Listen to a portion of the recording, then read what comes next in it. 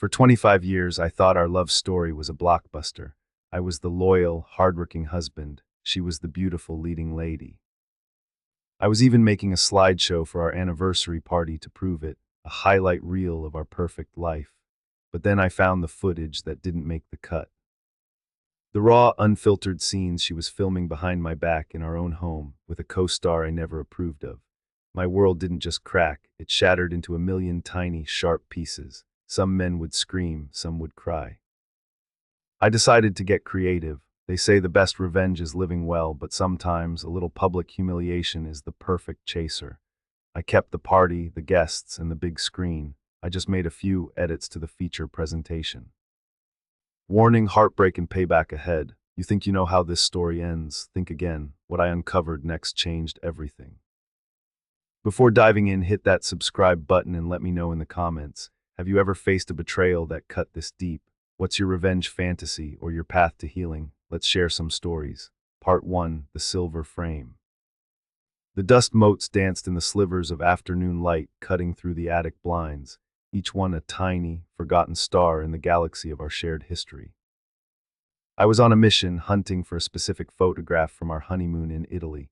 It was for the slideshow, the big one, 25 years with Alina, a silver anniversary. The milestone felt heavy, solid, like the sterling silver frame I'd bought her for our first. Our life from the outside was that frame, polished, respectable, holding a perfect picture. I'm David Morty, 52. My father and his father built a construction business from the ground up here in Jersey, and I'd spent my life honoring that legacy, brick by dusty brick. I provided, I was stable. I was the guy who remembered to take the trash out on Tuesdays and never forgot a birthday. Alina, my Alina, was the artist. She'd given up a promising career in gallery curation to raise our two kids, Sophia and Leo. She filled our suburban Tudor with color, laughter, and a lingering scent of lavender and expensive candles. But lately, the picture inside that silver frame had started to feel faded, the smiles a little forced, the colors a bit dull. It started with the little things, cliches I'd only ever seen in movies. Her phone, once left casually on the kitchen counter, was now perpetually attached to her hand or buried in her purse, screen down. It buzzed on silent, a vibration I could feel across the dinner table even if she couldn't. When I asked who was texting so late, she'd wave a dismissive hand. Just the girls from book club organizing the next meeting. Then came the book club. It used to be once a month. Suddenly it was every week, sometimes twice. She'd come home late, smelling of a perfume I didn't recognize and wine, her cheeks flushed. She'd look energized, more alive than I'd seen her in years. I felt a pang of guilt. Maybe I'd been boring her. The long hours, the endless talk of concrete pours and zoning permits. I was a provider, not a poet. How was the book? I'd ask, trying to show interest. Oh, you know, she'd say, her voice vague as she kicked off her heels. Complicated women, impossible choices. The usual, the irony was a bitter pill I didn't even know I was swallowing. Her appearance changed, too. New highlights in her hair, a subscription to a high-end fitness app, and a wardrobe slowly being replaced with clothes that were just a little tighter, a little younger. I told myself it was for her, a midlife renewal. At 50, she was more stunning than ever, and I was proud. But a small, ugly voice in the back of my mind whispered, "Is it for you?" The strain was there, a low hum beneath the surface of our polite conversations. We were roommates who shared a bed, orbiting each other out of habit. The easy intimacy we once had, the late-night talks and shared laughter, had been replaced by a quiet, sterile distance. We were two actors going through the motions of a long-running play, the passion long since written out of the script. I thought the anniversary party would fix it, a grand gesture. A public declaration that we'd made it, that we were still the golden couple everyone thought we were.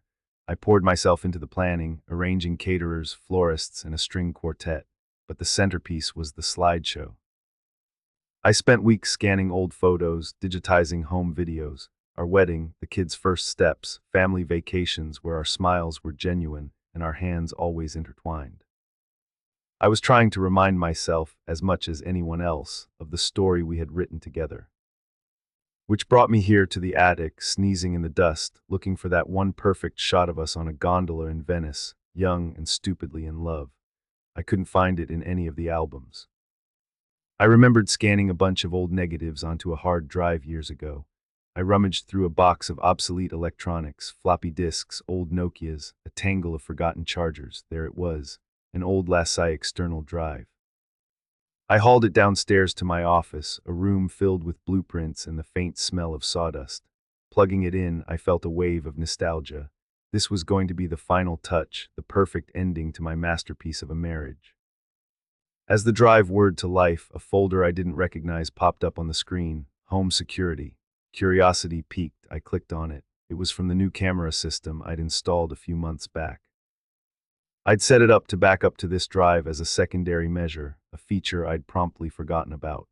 The system was supposed to be for peace of mind, to watch for package thieves or raccoons getting into the bins.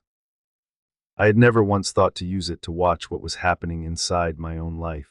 I clicked on a random file dated 2 weeks ago, a Tuesday. I was working late, a detail I remembered because I'd called Alina to apologize for missing dinner. She said she was having a quiet night in, probably reading for that damn book club. The video loaded. The angle was from the small camera I'd placed on the mantelpiece in the living room, a wide shot of our tastefully decorated space. For a moment, nothing happened. Then the front door opened. It was Alina. She was followed by a man. Mark, our new neighbor from 2 houses down. A finance guy with a smug smile, a sports car too loud for the neighborhood, and a wife who always looked vaguely exhausted. He was carrying a bottle of wine. Alina laughed at something he said, a genuine, throaty laugh I hadn't heard directed at me in years. She took the wine, her fingers brushing his, and led him to the sofa. Our sofa. The one we'd picked out together where we'd cuddled with our babies and watched countless movies. My heart began to pound, a heavy, frantic drum against my ribs. It's nothing, I told myself. They're just neighbors having a drink. But then he reached out and tucked a strand of her new, expensively highlighted hair behind her ear, and she leaned into his touch. My breath caught in my throat. I watched, frozen, as he leaned in and kissed her. It wasn't a hesitant, stolen kiss. It was deep, hungry, and familiar. She kissed him back with an equal, devastating passion. The silver frame in my mind shattered, and the perfect picture it held turned to ash. Part 2: The Ghost in the Machine. The world narrowed to the glowing rectangle of my computer screen. The sounds of my own home, the hum of the refrigerator, the distant bark of a dog faded into a dull roar. There was only the silent, grainy movie of my life's demolition playing out in front of me. I felt a strange sense of detachment, as if I were watching a film about some other poor schmuck. But the set was my living room, the actress was my wife, and the betrayal was intimately, excruciatingly mine. I clicked on another file, and another, and another. It was a veritable series, Tuesdays and Thursdays mostly. Always when I was at a late site inspection or a planning board meeting. They had a routine. He'd bring the wine, she'd have the glasses ready. They'd talk, laugh, and then they'd move from the polite space of the sofa to the floor, to the kitchen counter, to the shadows just out of the camera's view.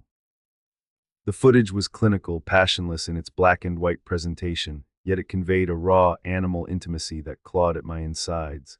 This wasn't a mistake, a one-time slip-up. This was a habit, an arrangement. A ghost in the machine of my marriage. The most damning clip was from a month ago. I saw myself on screen, leaving for a 2-day business trip, kissing Alina goodbye at the door. I looked so oblivious. A portly, trusting husband in a slightly too tight suit. An hour after my car pulled out of the driveway, Mark's car pulled in. That night, they didn't just stay in the living room. They danced to music I couldn't hear, his hands roaming her body with an owner's confidence.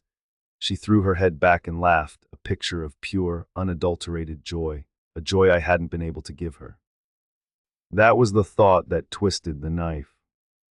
Was this my fault? Had I become so consumed with work, with being the reliable provider, that I had forgotten how to be a husband, a lover? The memories flooded back, not the happy ones for the slideshow, but the moments of disconnect. The times she'd tried to talk about her day, and I'd grunted a reply from behind my laptop. The date nights I'd canceled, the compliments I'd failed to give. I felt a wave of nausea. I stumbled to the bathroom and retched, my body trying to expel a poison that had already seeped into my soul. I stared at my reflection in the mirror. My face was pale, my eyes bloodshot. Who was this man, this cuckold, The rage came next, a hot, blinding surge that made my hands tremble. I wanted to smash something, to scream, to drive over to Mark's house and drag him out onto his perfectly manicured lawn. But a cold, calculating part of my brain took over. The part of me that could look at a complex blueprint and see the finished structure. The part that knew that raw emotion was a weak foundation. A controlled demolition was far more effective. The anniversary party. The idea sparked in the wreckage of my mind a single malevolent light. It was perfect in its cruelty. All our friends, our family, our children. The people who had witnessed our perfect marriage for 25 years. They would all be there, celebrating our beautiful lie, and I would be the director of the final, shocking scene. The slideshow I had so lovingly curated would become my weapon. I spent the rest of the night in a fugue state, downloading the relevant clips. I became a grim editor, piecing together the narrative of my wife's secret life. I chose the most incriminating moments: the first kiss on the sofa, the dance in the living room, a close-up of his hand on her thigh as they shared a glass of wine on our Persian rug. I interspersed them with the happy family photos, creating a jarring, sickening montage of truth and lies. A then and now of our marriage, but not the one anyone was expecting. What were her motivations? As I watched hours of footage, I saw glimpses. I saw the way her eyes lit up when Mark talked, the way she seemed to hang on his every word. He was telling her she was beautiful, exciting, desired. He was selling her a fantasy, and she was buying it wholesale. Maybe she was bored. Maybe she felt invisible, a fixture in the house like the grandfather clock in the hall, reliable, present, but ultimately ignored. Too, it was a pathetic, selfish justification, but seeing it didn't lessen the pain, it only made it more complex. More human. It stopped her from being a simple monster and turned her into something worse. A woman I thought I knew, who had made a choice to systematically destroy me for the cheap thrill of a neighbor's attention. The next morning, Alina came downstairs radiant. She was humming as she made coffee, dressed in yoga pants that clung to her new, gym-toned body. "You were up late," she said, her voice bright, "working on the slideshow." I looked at her, my wife of a quarter century, and saw a stranger. The ease with which she lied was breathtaking. My heart felt like a block of ice in my chest. "Just putting on the finishing touches," I said, my voice unnervingly calm. "I want it to be perfect, a real tribute to our life together." She smiled, a brilliant, beautiful, fraudulent smile. "I can't wait to see it, David. I'm so excited. 25 years, can you believe it?" "No," I said, looking her directly in the eye. "I really can't." Part 3, a montage of lies. The days leading up to the party were a masterclass in psychological torture, mostly my own. I was living inside a schism, a split-screen reality. On one side was David Morty, doting husband, meticulously finalizing the details for the party of a lifetime. On the other was a hollowed-out shell of a man, replaying grainy, black-and-white scenes of betrayal in his head on a constant loop. The discovery of an affair is a unique kind of trauma, a post-infidelity stress disorder that turns your own memories into a minefield. 3. Every interaction with Alina was now filtered through the lens of her deceit. When she kissed me good morning, her lips felt cold and I could only picture them on his. When she complimented my new shirt, I wondered if she was comparing me to him. Our marital bed became a cold, vast tundra. I'd lie awake staring at the ceiling, my mind replaying the footage. One night I remembered a time, years ago, when we'd made love on the living room rug, a spontaneous, passionate moment after the kids were asleep. The memory, once warm and cherished, was now desecrated, overwritten by the image of her and Mark in the same spot. The eroticism of my past was now the fuel for my present torment. I found myself oscillating wildly between rage and a profound, crushing sadness. For one moment, I was fantasizing about confronting her, about showing her the videos and watching her perfect world crumble. I imagined her denial, the predictable cascade of excuses and gaslighting. The next, I was hit by a wave of grief so intense it felt like a physical blow. 6. I was mourning the loss of the woman I thought I married, the future I thought had the entire narrative of my adult life. Was any of it real, or was I just a convenient prop in the story she was telling herself? I had to get out of the house. I told Alina I needed to visit my cousin Vinny, who ran a small IT business, to get some help with the video file conversion for the slideshow. It was a perfect excuse. Vinny was my mother's sister's son, a tech wizard with a cynical worldview and an unshakable loyalty to family. He was the only person I could trust. Vinny's office was a chaotic mess of wires, spare parts, and the faint smell of burnt coffee. He looked up from a disemboweled laptop as I walked in. "Davy boy, don't tell me the projector S on the fritz already." I closed the door behind me and handed him a USB drive. "I need you to do something for me, Vin, no questions asked." He raised an eyebrow. "That's how people in the movies end up in a barrel at the bottom of the Passaic River." "Just look," I said, my voice hoarse. He plugged the drive into his monitor. I had edited the clips into a 5-minute sequence of horror. I titled it Recent Memories. He watched in silence, his usual sarcastic smirk slowly melting from his face. The video ended with a shot of Alina and Mark kissing, followed by a cut to a smiling photo of our family at Christmas. The contrast was brutal. Vinny leaned back in his chair, letting out a long, low whistle. "Jesus, Dave, I am so sorry." "Don't be sorry," I said, my voice flat. "Be my tech support." I explained the plan. How I was going to switch the slideshows at the last minute. How I needed him to be there, near the AV booth, to make sure everything went off without a hitch. "You're really going to do it?" he asked, his eyes searching mine. In front of everyone, the kids, Sophia and Leo. The thought of them was the only thing that gave me pause. They were in college, flying in for the party. They adored their mother. This would destroy them. The fallout would be catastrophic, affecting not just me and Alina, but our children and our entire social circle. 3. What if I just confronted her in private? We could have a civilized, painful conversation. Maybe we could even find a way through it for the kids' sake. Was I choosing the path of maximum destruction out of pure spite? 7. Then I remembered her face, laughing with him, the casual, practiced way they moved together. This wasn't a cry for help, it was a gleeful betrayal. She had made her choice again and again in my home, on my furniture, under my roof. She didn't deserve a quiet, dignified exit. She deserved a premiere. "They deserve to know who their mother really is," I told Vinny, the words tasting like acid. "And everyone who has been smiling at us, telling us we're couple goals for 25 years, they can see the truth too." Vinny nodded slowly, a grim look of resolve on his face. "All right, cousin, I'm in. We'll burn the whole damn theater down." With my one ally secured, a strange sense of calm settled over me. The internal turmoil didn't vanish, but it was now channeled, focused.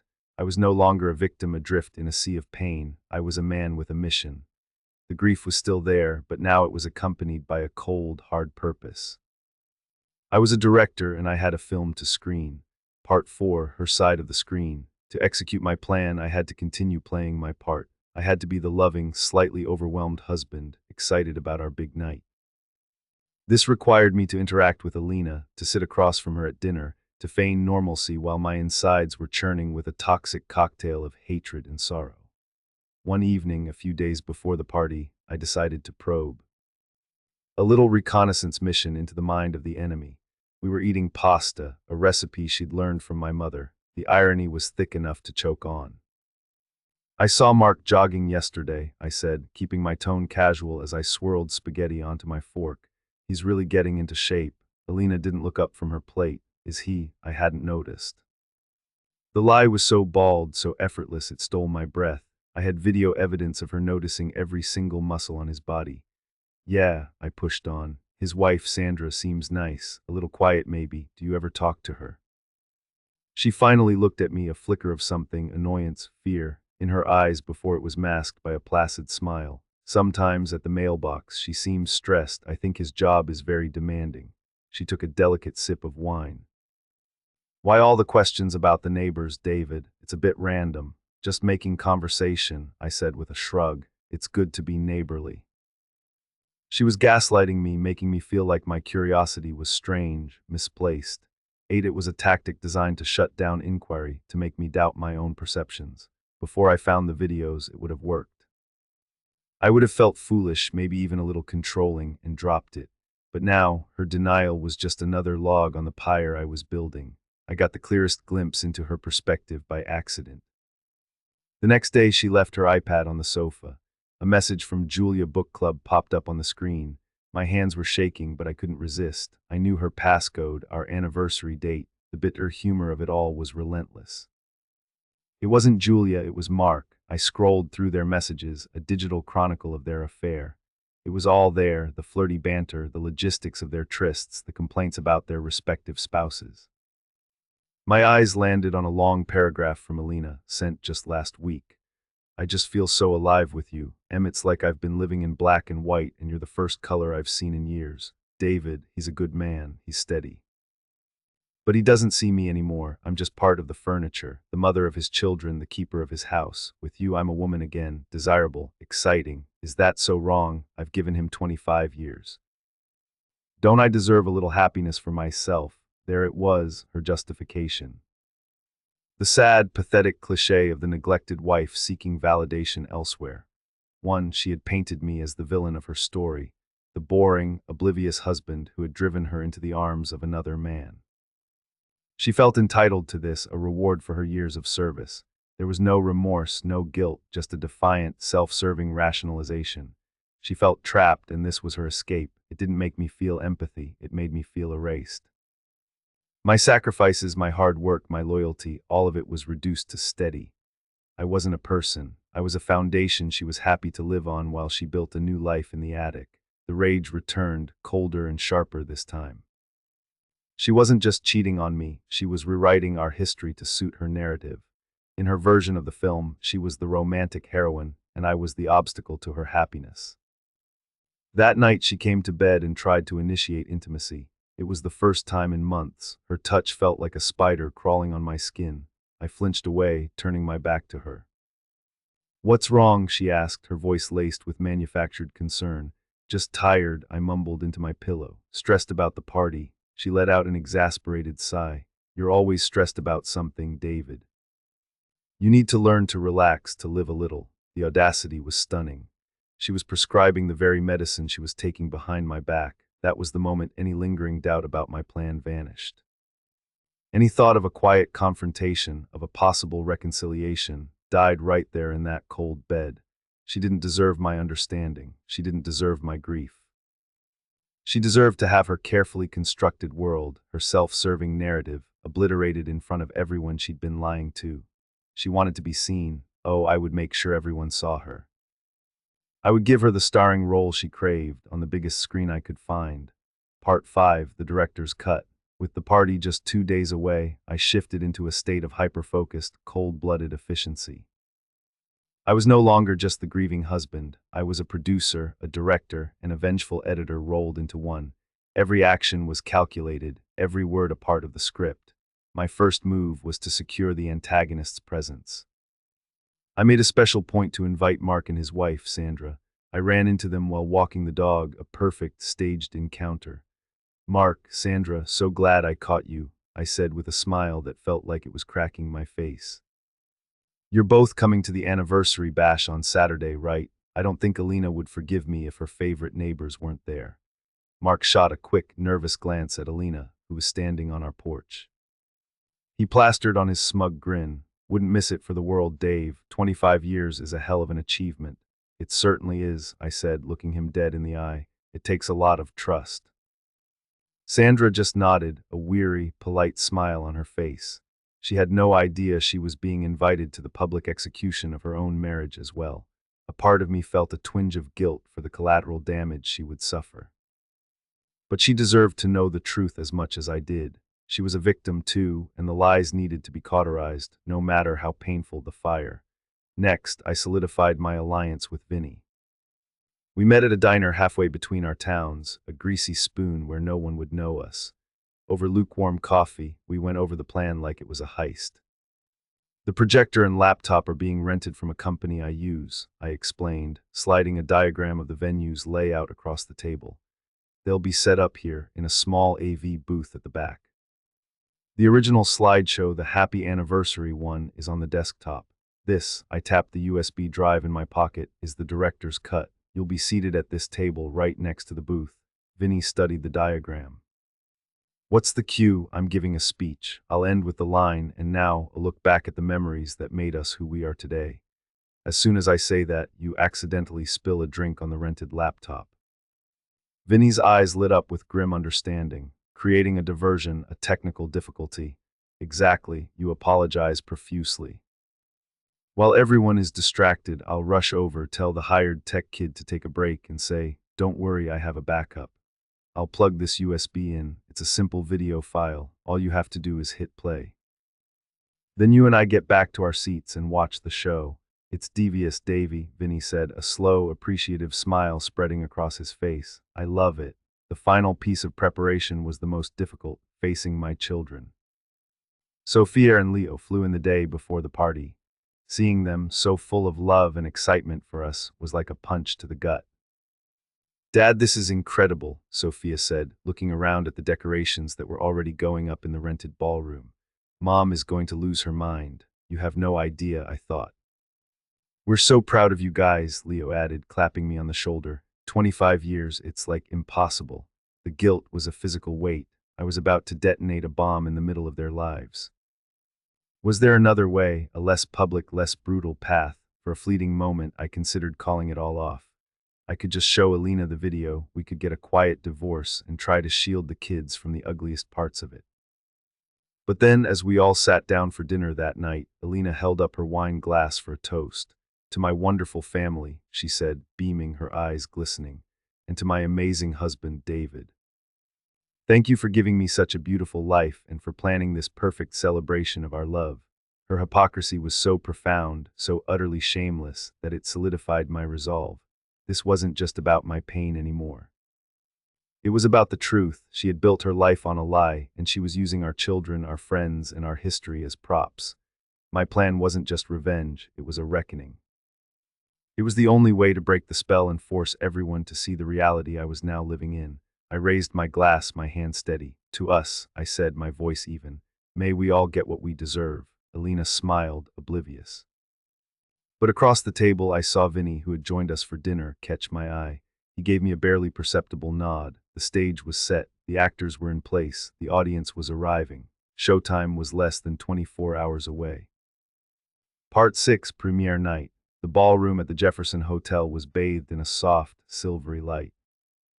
The string quartet played Vivaldi, the scent of lilies and roses hung in the air, and 60 of our closest friends and family milled about, sipping champagne and laughing.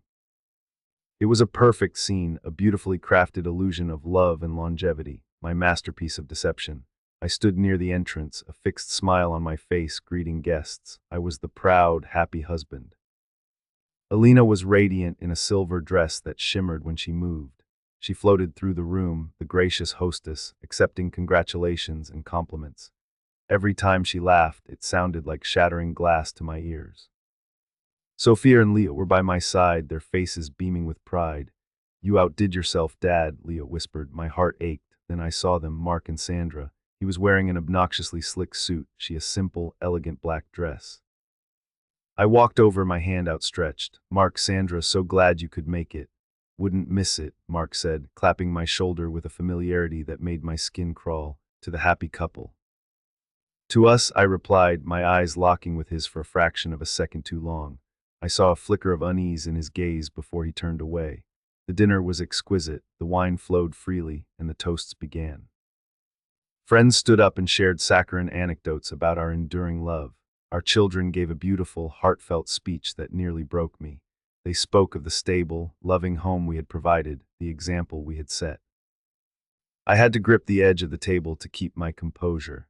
Finally, it was my turn. I walked to the podium, the room falling into a respectful silence.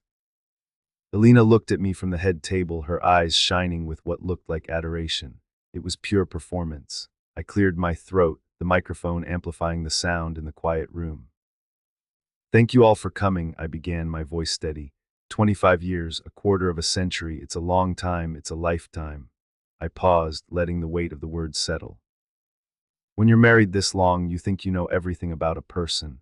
You know how they take their coffee, what their favorite movie is, the sound of their breathing in the dark. You build a life together, a history, a story.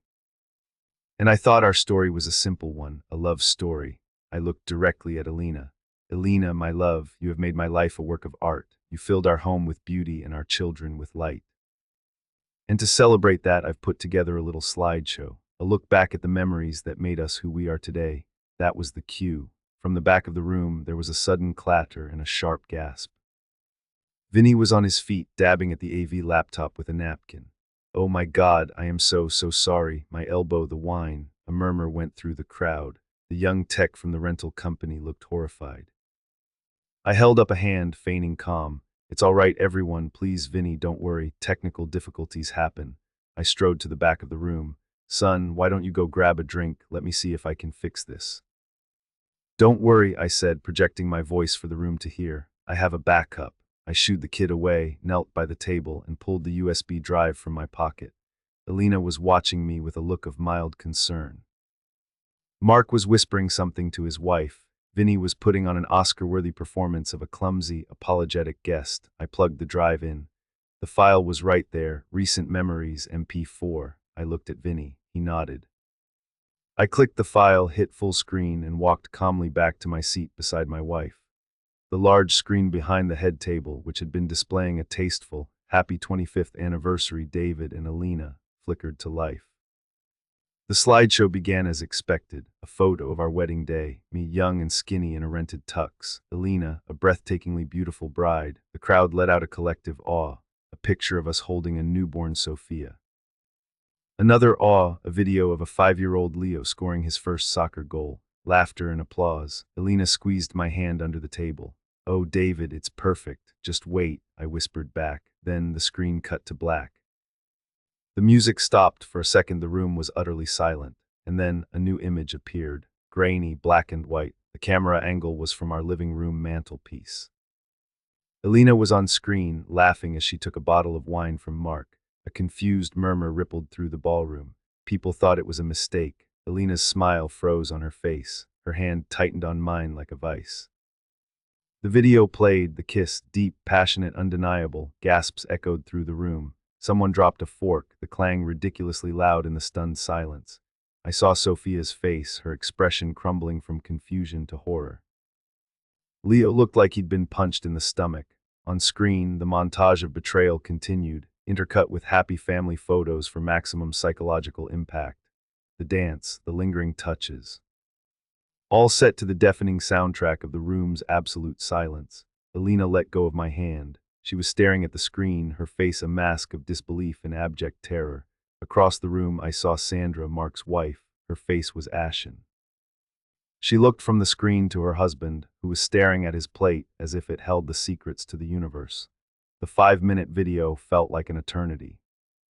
It ended with one final, brutal shot, a close-up of Mark's hand stroking Alina's hair, followed by a fade to black, and then in simple white text the words appeared on the screen. "Happy anniversary, Alina." No one moved, no one spoke. The silence was a living thing, thick and suffocating. Then Alina turned to me. Her eyes were wide with a mixture of fury and despair. "How could you?" she whispered, her voice trembling. I leaned in close, my own voice a low, cold whisper for her ears only. "How could you? In our home, in our bed. You wanted to be seen, Alina. Well, look, everyone is watching."